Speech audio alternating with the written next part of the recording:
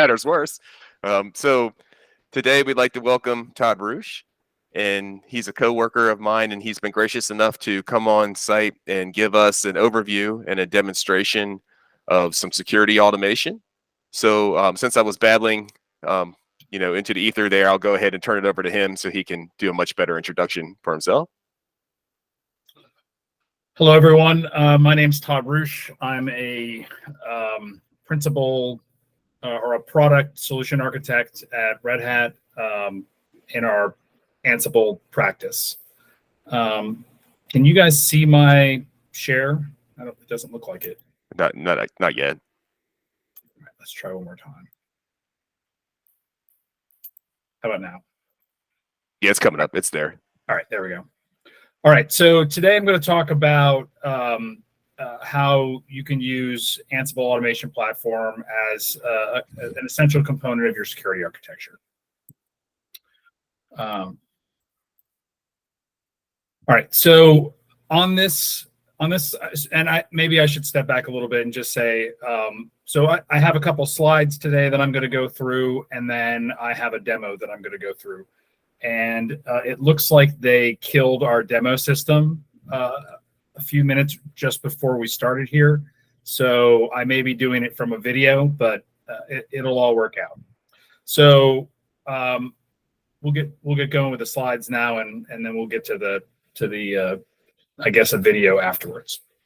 All right. So on this slide, what you see is a maturity model for security automation. In the first column, you might have a script or a playbook that someone wrote to make a task more repeatable, faster, or maybe just make their life easier.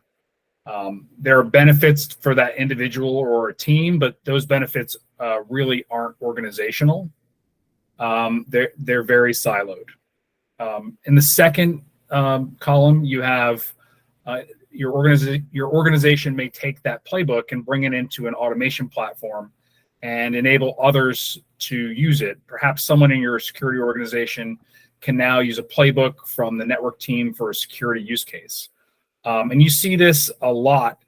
This is where you're going to get a lot more value from that playbook, because now it's not just the team that wrote it that can use it. It's now going to be able to be used by a broader audience or a broader set of users. In the third column, you can have institutionalized automation and orchestration. And that's going to enable your full integration of security and IT portfolios, enable you to automate as an organization with organizational processes rather than siloed teams.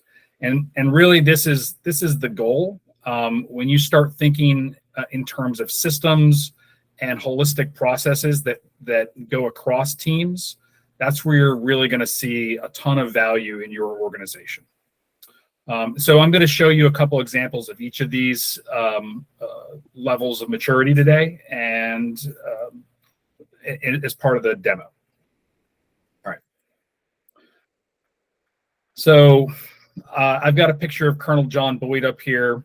He was an Air Force pilot and a military strategist who, along with a lot of other important things that he did, came up with the concept of a decision cycle known as the OODA loop. And the OODA loop is just a process by which an entity reacts to an event.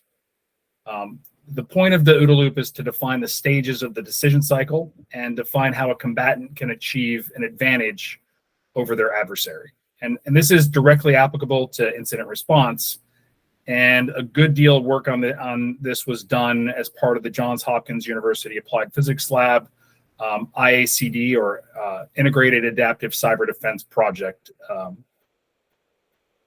that was going on a couple years ago. So this is one version of the OODA loop.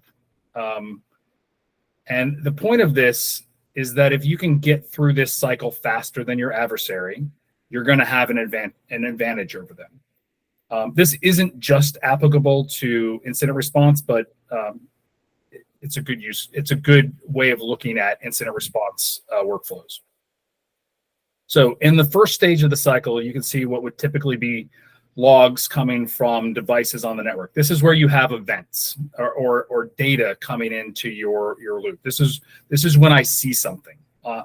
And in my second column here, orienting, I'm going to take that data and turn it into intelligence. So I may have a threat intelligence platform that I use. I may have a SIM. I may have, I may just have a log aggregator that I'm using to try and put log. But essentially, what I'm trying to do in this stage is I'm trying to turn data that I've observed into intelligence, because I make decisions based on intelligence. Okay. So in the third stage, you're going to make a decision as to the action you want to take based on that intelligence. And this can be done by a human. It is still often done by a human, especially in security operations centers.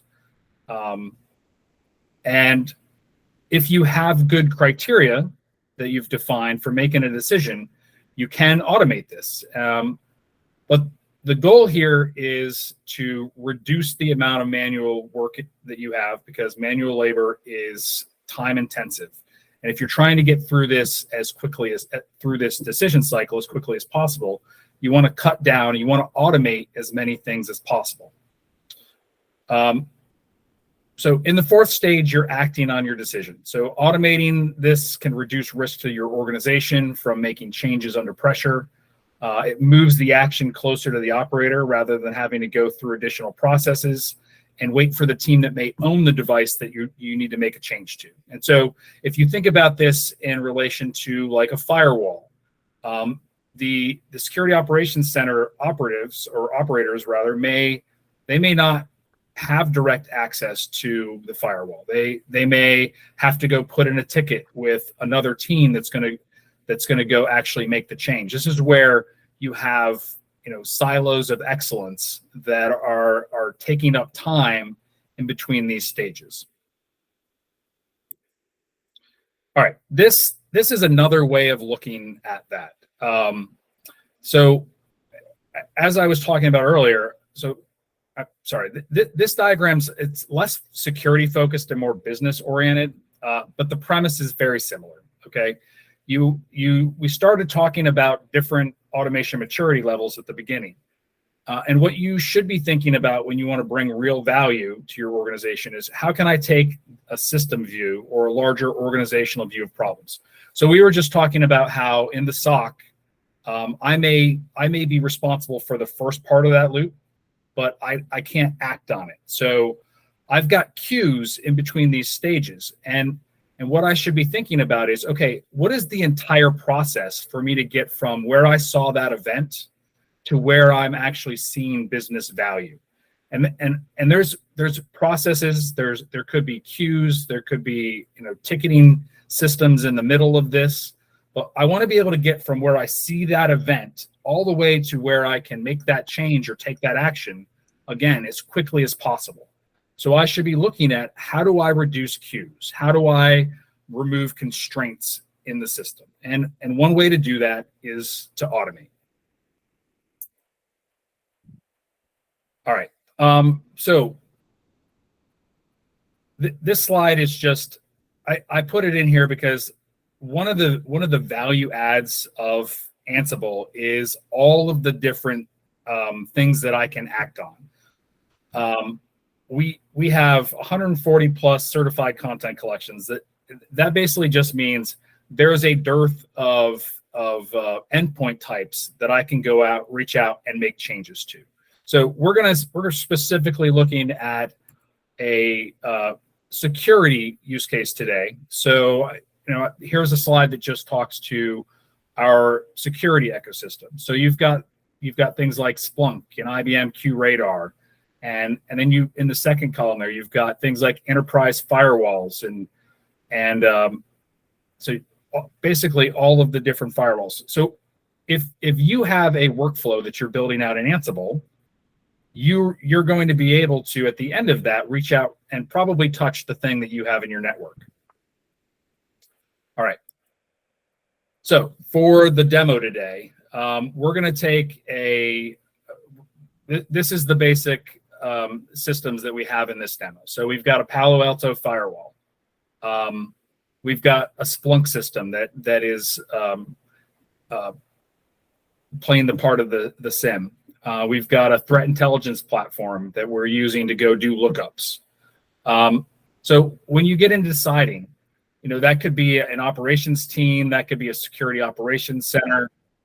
But then on acting at the other side of that, we've again got a Palo Alto and we've got ServiceNow. So we're gonna have all of these pieces in our demo. And let me see if we're back up. And if we are, we'll do it live. We're doing it live. Well, don't get ahead of yourself, Tony. We are Maybe not not doing it live. All right. Let me stop presenting that and present something new. This is going to be a little bit clunkier because of the fact that I'm going to have to go off a recording that I did a while ago. But yeah, I definitely chose the right day to have a guest speaker and not do my own live demo. Yeah. All right. So let's share that.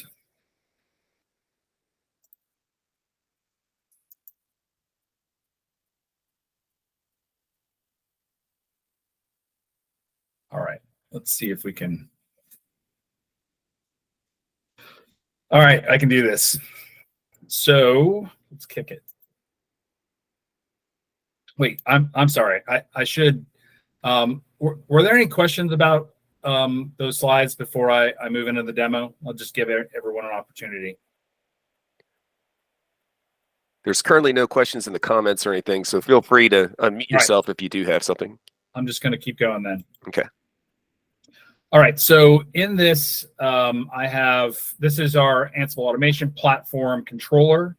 And what I'm starting off with is if you're going to have a platform that is going to go across silos that multiple teams are going to use, one of the important things for you to have is a good RBAC setup, because you don't want people to be able to do things that they should not be doing. You should basically be practicing least privilege and allowing people to go and do the things that they need and nothing more. So here, when I started this, you can see that I'm logged in as security ops, and we'll go through that. So security ops is just a normal user on the system. Has no admin privileges.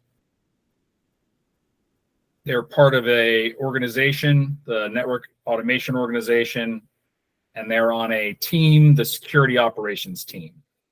And we're applying roles to the security operations team that the security ops user is a member of. And so you can see in here that this user has the permissions to go read some templates, to execute a couple templates. They can approve a template. I had to do approval because otherwise it was going to make my workflow clunky here. But you may want to have different teams that can execute an action, and another team that approves an action. And the use case for that is, for instance, I have, and what we're going to do as part of this is we're gonna have an mmap scan going against a host in our network, okay? And the security operations team decides, hey, I want to block this. Wait, let's go back just. I want to block this IP. I don't want it being able to get on the network. And so one of the ways in which you can practice, like two-person integrity in the system is put a approval requirement before the action takes place in your workflow. So we're going to see that as part of this.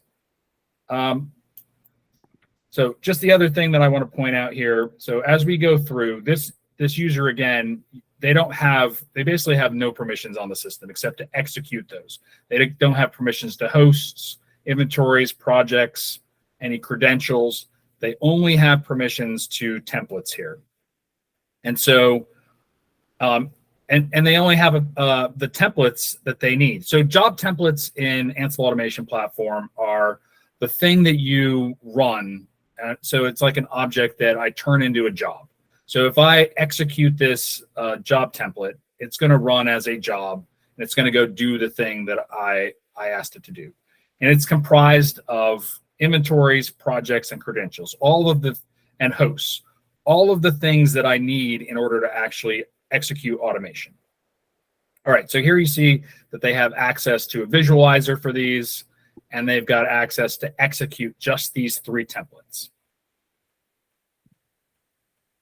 All right, the first one we're going to look at here is just a regular job template. It's the network Palo block IP with survey. And we'll give that just a second. All right, and so in this template, you can see I've got an inventory associated with it. I have a project, which is where my automation is stored. I've got a playbook that I'm going to run. And I have credentials that I'm going to use. And all this template is going to do is, you can see it here, Palo block IP.yaml is the playbook I'm going to run. All I'm doing is I'm going to the Palo Alto firewall, and I've got 2 tasks here. I'm going to update a block web rule or policy in the Palo Alto, and then I'm going to commit that policy change. Panos has a change commit workflow, which Tony showed us, I think, a week or so ago. Mm-hmm. All right, so in this, when actually I should see a survey. Yep, awesome. So I have a survey here because in this template, I need to know what is it that I want to block. I haven't automated that aspect of it yet. So the survey is going to ask me, what is the IP that I want to block? So I can click, I can put in an IP that I want to block. And remember, I'm giving the network team gave me as a security operator the ability to run this. So if you think about that loop, now we're taking out a bunch of time in the middle that may have sat in a queue before waiting for a network engineer to go and make this change. All right, so I ran it. I also have chat ops associated with this workflow. So it's going, as soon as I ran that, it popped up in my Slack channel. And this could be the engineering Slack channel. So it lets them know, hey, somebody's running this, you should pay attention. Or it could be my, my security ops chat. But it's just helping to notify people, hey, I'm making a change. All right, you'll see in here that I went and I refreshed the page. And now I have that 1.1.2 address associated with my block host policy in my Palo Alto. All right, it's still running. The commit is actually the thing that takes the most time. Updating it is almost instantaneous. But now you can see, okay, it went, it did the update, and then it committed it. And now you can see it also sent a note when that play finished, or when that playbook finished, to say, hey, this was successful. And hey, if you want to go find out more information, here's the link.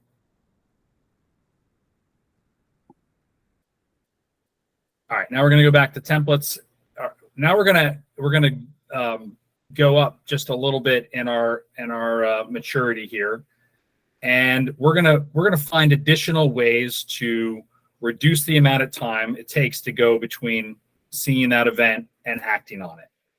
All right, and so I have another. I've got another workflow here, or I have a workflow, network Palo block IP workflows with survey. So this is just going to take that same block IP and firewall that I had before, but now I'm adding an IP country lookup and an approved firewall IP block. We talked about approvals just a couple minutes ago. The IP country lookup is just an example of where I might be I'm orienting. So I got this event that said, hey, this IP is doing an Nmap scan, but I may want more information about that. And so going and doing lookups is, part of, one way that you can make it easier for operations to make better decisions and to make those decisions faster. So in this case, I'm gonna go block another IP address.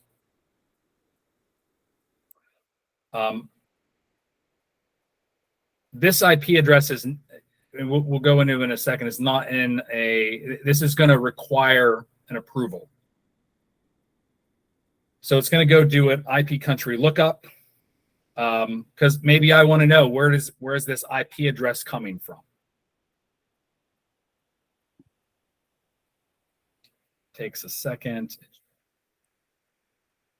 There we go. So now you see down in the artifacts, I have new data that I can use to make a decision about this event, what I should do with it. So right now, I have that information, but it's waiting for someone to approve that block IP. Again, a lot of places want to do automation, but they're concerned about the risks of automating, and so there are ways for you to still automate and reduce risk, and this is one of those ways.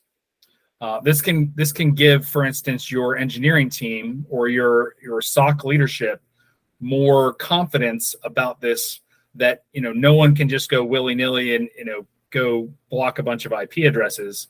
Now there's a process. It requires two-person integrity to execute. All right. So you see it comes in and you see a workflow approval. You can either approve that, you can deny it, or you can just cancel the job.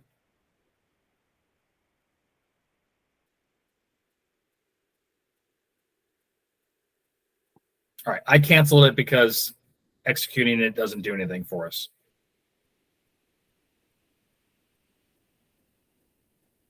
I really just wanted you to see that workflow. All right, and now we've got one more workflow that we're going to go through, hopefully. All right, and this is a much more automated workflow. This is where, in this one, you're going to see, all right, we've got the block IP and firewall that we started with. We've got the IP country lookup that we just saw in the last workflow. And we've got an approved firewall IP block. But we've again added some new things in here. So now I've got a block IP auto decision. So if I have a policy that says, all right, under these conditions, I can auto block this. I don't need to wait. I'm just going to block it. So it'll go out and make a decision. Should I auto block it? And then keep going in the workflow. This is a decision matrix playbook. And all this is saying is, I've got some debugs in here, but the last one's the important one. It just says, if the item is in the country list that we specify as approved to block, then just go ahead and block it. All right, so that country list is just a list of countries. I mean, it's just a list in YAML form. It could be whatever countries you wanted it to be, but all I'm saying is, if the IP or if the country name that came back from that service is in this list, go ahead and block. Really simple.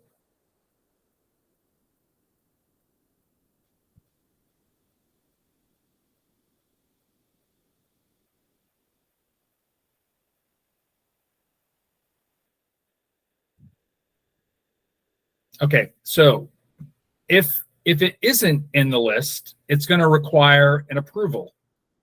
It's going to go back through that same approval process, and then I've added some more components here. I've added a ServiceNow component. So I can create a change ticket in ServiceNow. I can then go block the IP in the firewall, and then I can go update the change ticket with all the things that I did as part of this workflow. So now we're really looking at systemic workflows that really are able to touch all the things that you would in the real world as part of that process. So in this ServiceNow create change ticket, all I'm doing is going out and I'm using the ServiceNow ITSM change request module, and it's going to go create that change ticket in the ServiceNow system.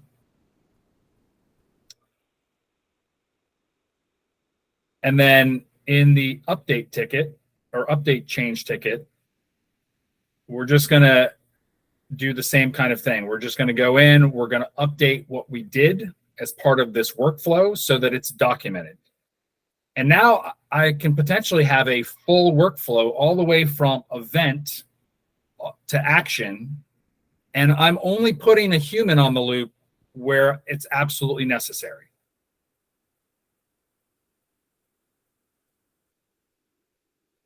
All right, this is just the website that I'm trying to get to. That's on the other side. That's on the trusted side of the firewall. All right, and here I've got a Splunk system. All right, my Splunk is just, I've got a search set up that is looking to determine, okay, is there hosts out there or are there IPs out there that are trying to ping me or they're trying to Nmap scan me that have either scanned more than one port or more than one host in my environment.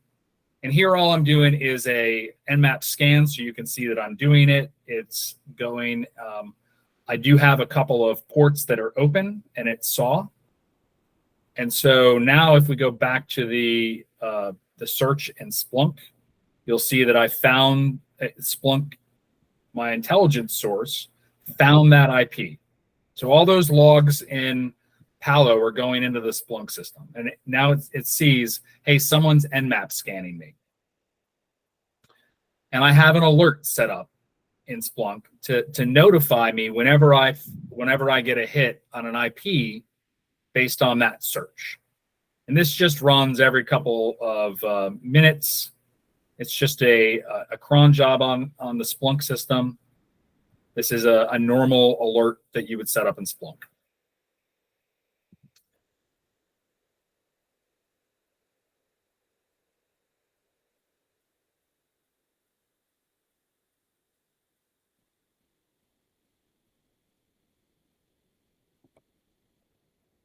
All right, so now you can see. Okay, and I'm sorry I didn't say. So when Splunk sees that or triggers that alert, it's going to send the event to my Ansible automation platform. And so you can see that it went through and it did the country lookup based on the IP. It made a block IP auto decision. So the United States of America, it had to come from somewhere. So I made sure that was in my block IP list. And so it said, okay, it's in my list. I'm going to approve it. And so it goes and it creates a change ticket. And you can see down here in my artifacts now, it gave me back, when I created that change ticket, it told me what the change number is in ServiceNow. All right, you can see I now have a new block IP workflow change ticket. And I can put all sorts of information in the description. This is just very basic Splunk AAP workflow blocking IP and the IP that it's blocking.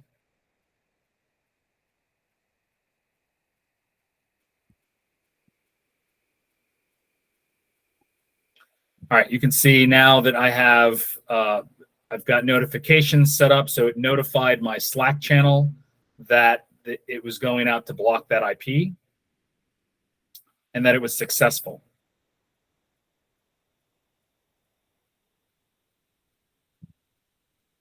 All right, now if we refresh this page, you'll see that it added that address to the Palo. And if I try to scan that host again, I'm going to get blocked.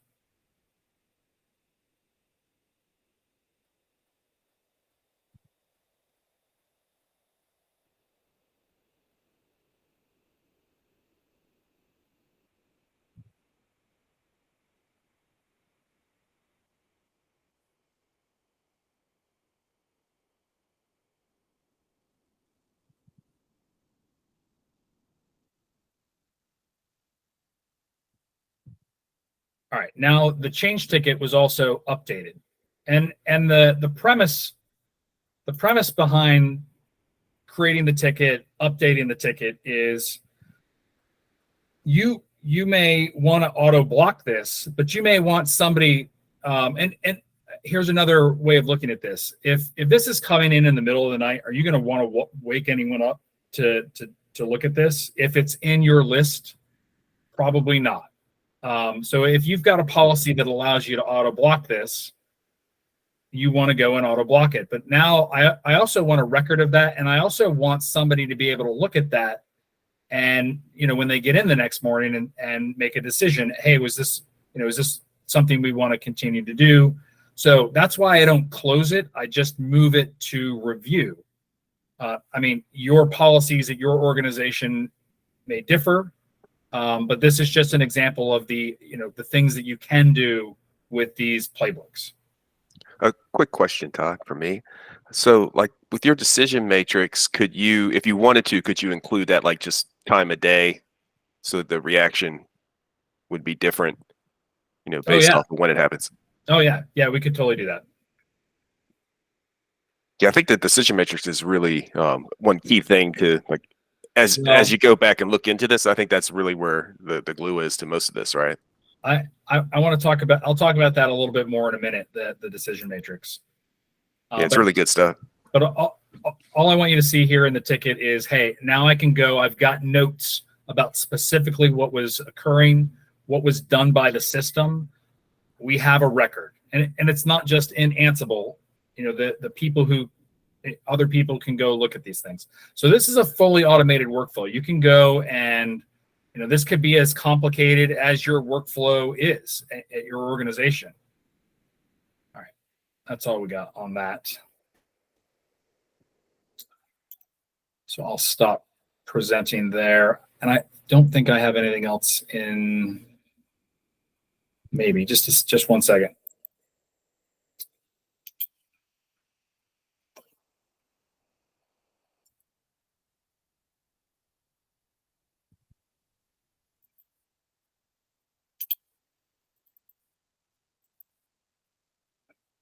All right, yeah, nothing super important. All right, so we'll just talk for a couple minutes.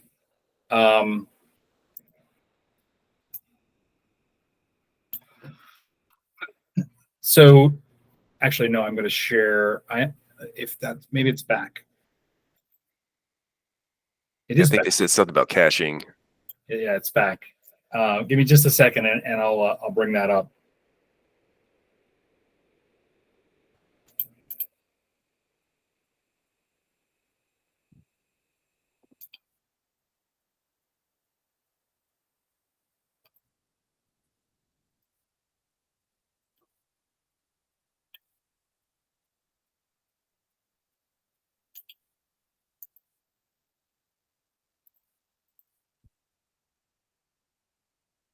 All right, so I'm going to share this slide one more time.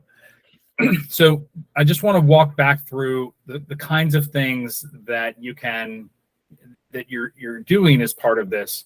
So as part of that, as part of my theoretical process, I had an event that came into the system, an Nmap scan, and then I had a process that a SOC operator, for instance, would have to go look up and determine more information about that event.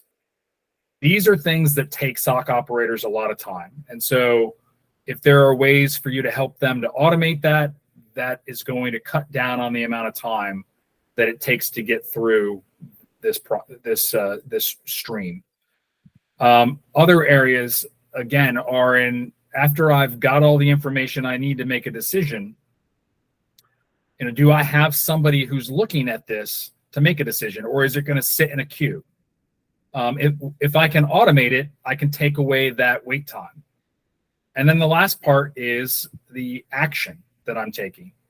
And in this case, there's quite a few things that need to happen in my process. I had to go create a change ticket. I had to go block the IP. And then I had to go update the ticket. And those may all be different teams that are responsible for those things. And so the thing we're trying to do when we're thinking about our organizational processes systematically is where are all of the queues, where are all of the different processes, and what of those processes is taking up a lot of time. I think that's what I want to get. Yeah, I think that's good. So what questions do you have, if any? Do we have any in? There's none in the chat, but feel free. I think everyone has the ability to unmute themselves. There's nothing in here I think that can prevent that anyway. So feel free to unmute. And, If there's no questions, I'll keep going. I got other things, but okay. I did want to talk about the decision matrix. Yeah, that's what I wanted to and circle that. When I built this out, EDA wasn't yet available. Event-driven Ansible wasn't yet available, and it is now. It's out. It came out in Ansible Automation Platform version 2.4 a couple of weeks ago, and that is giving you the ability to actually make those changes, make those decisions in a more formal way. And I can walk through what that looks like. Because I just had to do it. If no one's got any questions, and you've got more time, Tony, you tell me. Yeah, you could take a little bit more time. Normally, I just need like 30 minutes to do the hands-on study group stuff. So you can go for like another 10 minutes or so if you like. All right, let me bring that up, and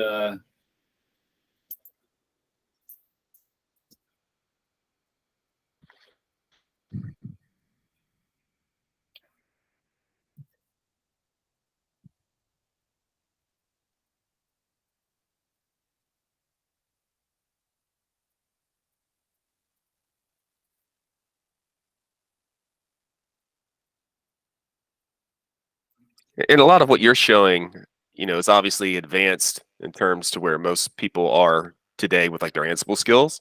Well, it's advanced, I think, from a systematic thinking perspective, but none of those playbooks are complicated. They're all very simple playbooks. The workflow is very. I mean, it's a theoretical workflow, but I've actually seen that workflow at different companies, so it's not completely theoretical. Yeah. But again, none of those workflows or playbooks that are in there are complicated. Sorry. Yeah, and we've done like similar things, just in piece parts and different use cases. Some folks are kind of at that level where they're already, running Ansible in their environments. And then some of the folks that join these, they may not be there, but then for them, the study group is more like catching up on like the fundamental skills and working towards that. But I think that like even like the decision matrix, there was some, filters and dictionaries and things like that where some folks looking at it might not be there. But the idea is that it's not a stretch. Like as you kind of like Lego blocks, once you start learning conditions, loops, all those kind of things from a YAML skill perspective, and then building your workflows in the AAP controller. And then if you're already working with Splunk or firewalls or whatever, you're just naturally going to be able to start seeing the synergies, right? Because a lot of this stuff is patterns. It just might take a while before you're able to, like, what you're doing is like a lot of piece parts, but bringing it all together, is the value. But like you mentioned too, it's usually multiple stakeholders that typically are working together in these manual processes that don't really have that immediate feedback loop, where here they're all kind of working together with automation and getting that immediate feedback loop. Yeah, and this is why sometimes it helps to have like an automation team in your organization, because that team, you still have a lot of silos today, and even if people are automating, they're generally, there's still a lot of automation within the silo, within the networking team, for instance, or within the server team. But again, where you're going to really see organizational value is when you start bridging those teams and taking, like, if I want to go build out a VM, that takes a lot of different steps, and it may require interfacing with the network team. It may require interfacing with the server team. It may require working with another team. I don't know, the application team. And all of these teams have a part to play, and they can all build their own Ansible playbooks to do their piece of that workflow. But then when you start to build, bring them all together and reduce the time that it takes for your customer to get what they're looking for, Mm-hmm. that's where you're really playing with fire. Yeah.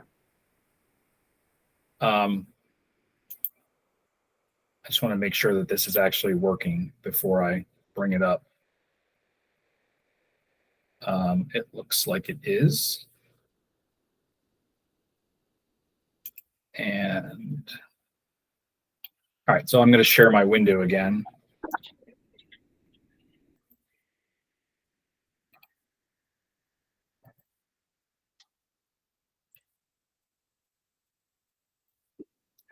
I see it now. We're doing it live. Now we're doing it live. All right. So pay no attention to the failed things here, because this is just me playing around. So the one thing that I want to show you here is this is the event-driven Ansible controller, or EDA controller. And what it's doing is it's sitting there running with rule books. And so rule books are a little bit different than playbooks, but we'll look at one in a second, and they're not that different. Hey, Chris, we're sure the cameras can't do PoE. I'm sorry, Williams. Here, I got him. Oh, he's already back. Right. That was not a question.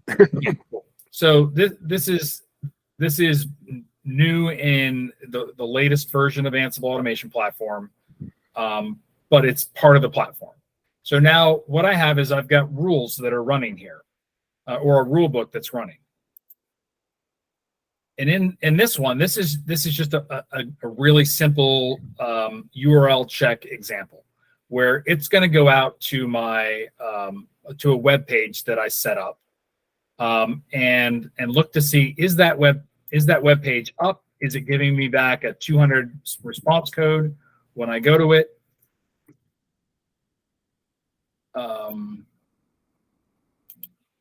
Not what I wanted to do.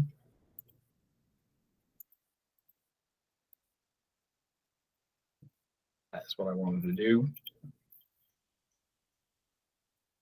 All right, this is just a web page that I put up. GitLab was down the other day while I was building this, and so I decided to use my GitLab page as an example. So with this, I can it's just sitting out there running, and all of my rule book here is doing is, again, checking to see, is it up. So I've got a rule book. It's a URL check example, and all this is doing is saying, I've got a rule that says, if the service is down, run a playbook to fix it. And so I have a condition here. And this is why I wanted to bring it up, because these conditions are a whole lot simpler than what I even showed earlier in my example as a decision matrix. This is just going to say, hey, it can be as simple as, does the event contain a name, or does the event contain something? It could be a regex. It could just be, is this word in the response? And if it is, run a job template in Ansible Automation Platform. And this job template is just going to go and restart my web service. So if I go log in to this host here that's running this, and I kill it, let's see if I have this up. I do not.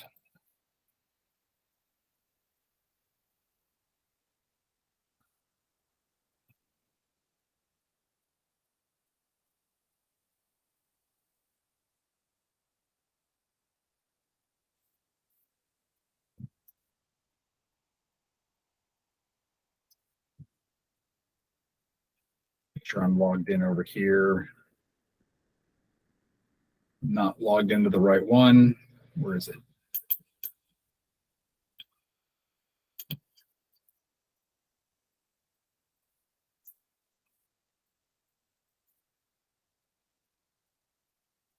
All right, so the goal of this is I'm going to kill it. It's going to see that it's down, and then it's going to restart it.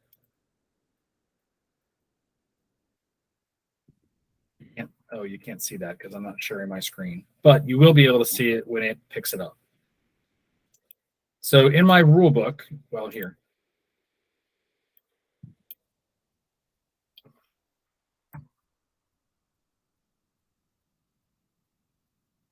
It already fixed it.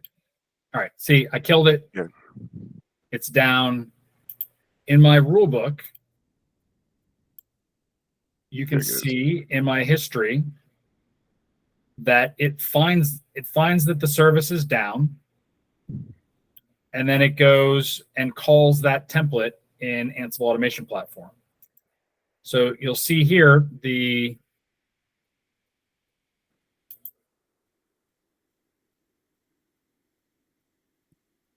where is it? I actually don't see it, but it did come back. So maybe a bad demo, I don't know.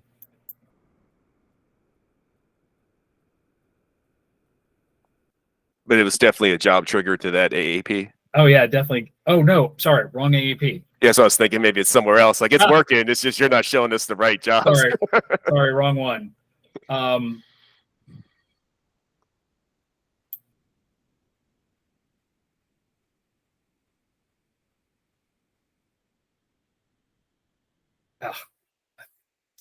This is what happens when you change things. So it did change. So I built another host today, which it found, which wasn't in my plan. So in here, you can see that the host that I shut down, Linux 1, it actually did go and restart the HTTP service. Maybe the video was a good idea, Tony.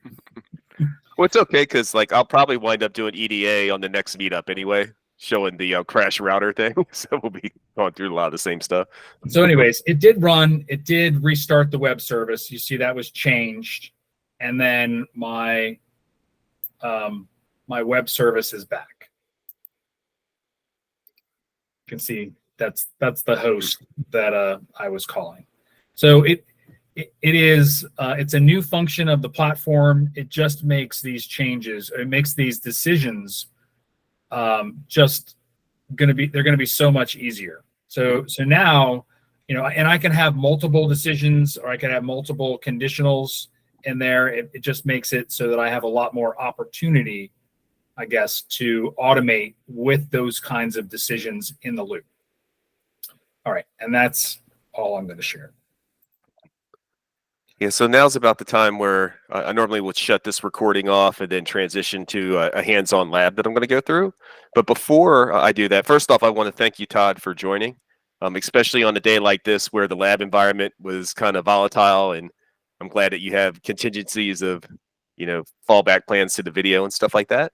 But before we drop off, I just wanted to make sure that everyone had an opportunity. If you have any, questions you'd like to ask Todd before we switch over into the study lab, please unmute yourself now.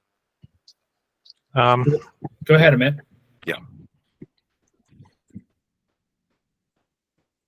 If you might be on the mute still. I don't see. It looks like you have audio though. I'm just not hearing you.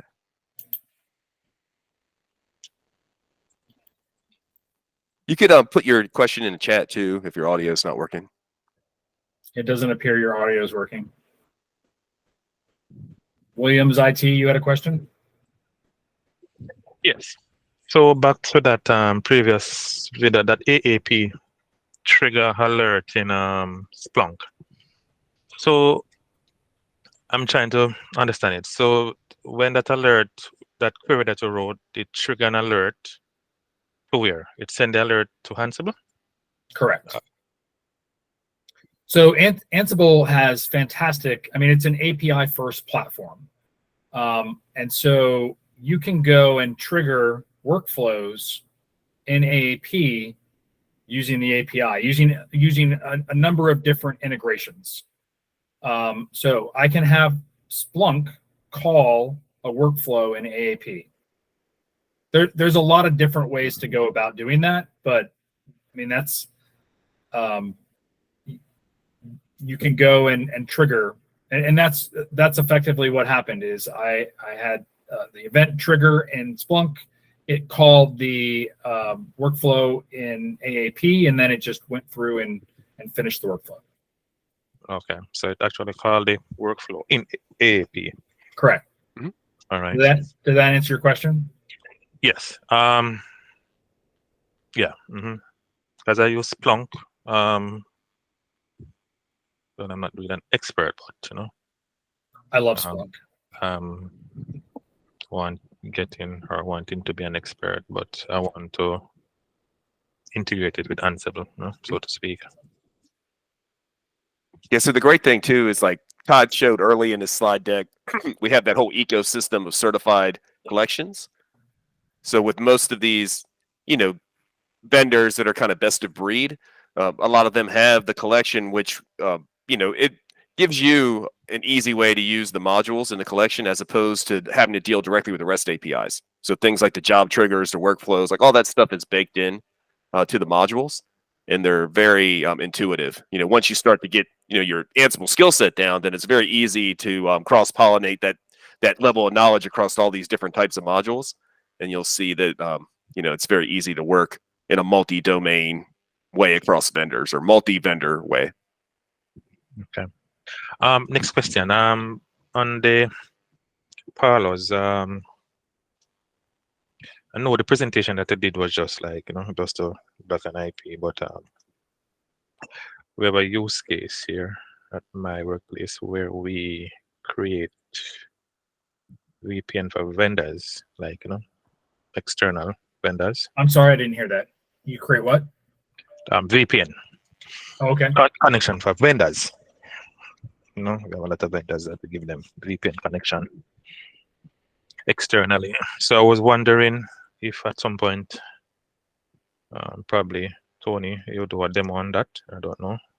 Yeah, I probably could do something, on remote access in particular, across different types of, platforms, because, certainly you can do that with like network devices or firewalls or like AWS VPN gateways, so a lot of those, it's just like firewalls.